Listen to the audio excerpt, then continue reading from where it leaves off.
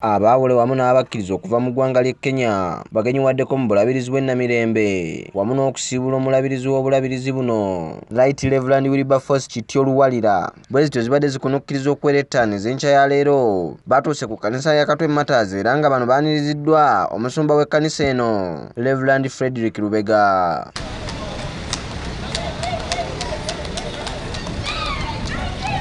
Omuwandiisi w'obulabirizi bw'ennamirembe Reverend Kanoni Segawa yeebazizza bannaddiini bano olw'omutima omulungi wamu n'enkolagana gye balina n'obulabirizi bw'ennamirembe. Wasinzidde n'asaba abakkiriza okuweereza Mukama n'ekimusobozesa okutuukiriza ebyo bye bamusaba.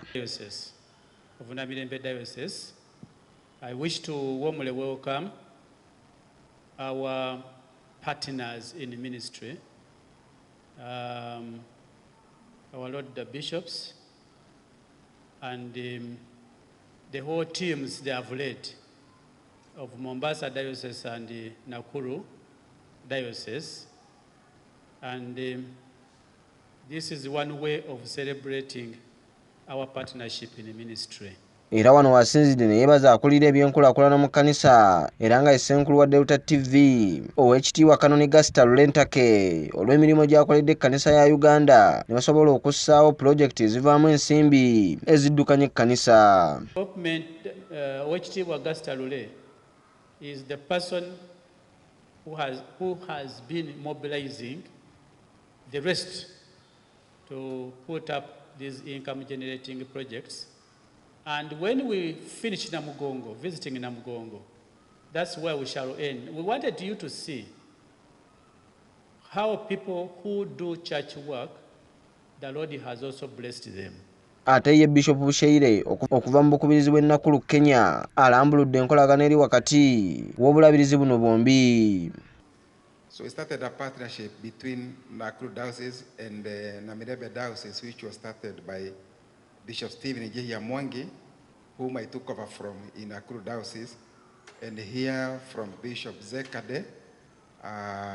So that partnership, when I took over the diocese in Nakuru, and Bishop Luwalira took over here, that partnership has continued. And so the founder of this partnership was none other than Bishop Stephen J. Mwangi, whom I want to introduce.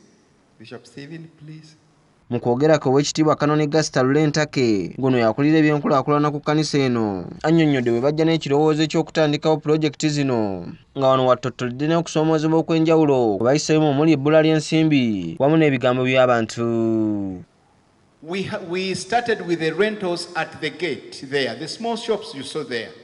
There are two small shops there, two small shops here, and another block here. We started collecting rent.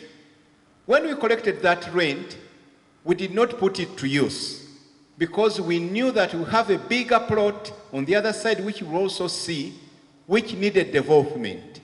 We kept on gathering those until when we reached billions of Uganda shillings. Then we decided, let us embark on the building, which you will see. There was doubt that that building is not owned by the church. And many, including government officials, were saying that that building, that land was sold to Gaster Lule.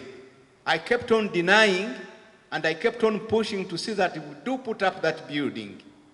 Time came when we said, enough is enough of talking. Let us withdraw all our savings, and we embark on the building. Ono ayongedde n'asaba amakanisa ag'enjawulo wamu n'amasinzizo gonna mu ggwanga okutandikawo pulojekiti ez'enjawulo zibayambeko okuvaamu ensimbi eziddukanya ekkanisa baleme kulinda za mukabbo zokka.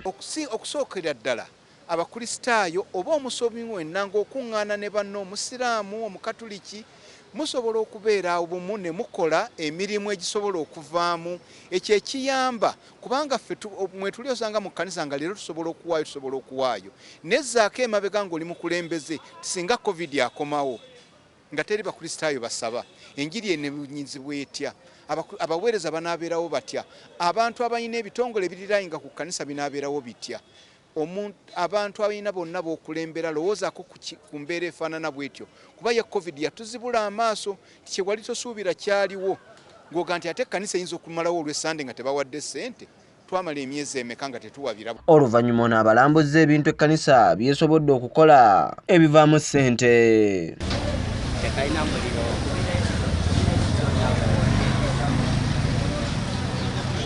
Tone Mayanja, Deuta TV, Amasukkulumu.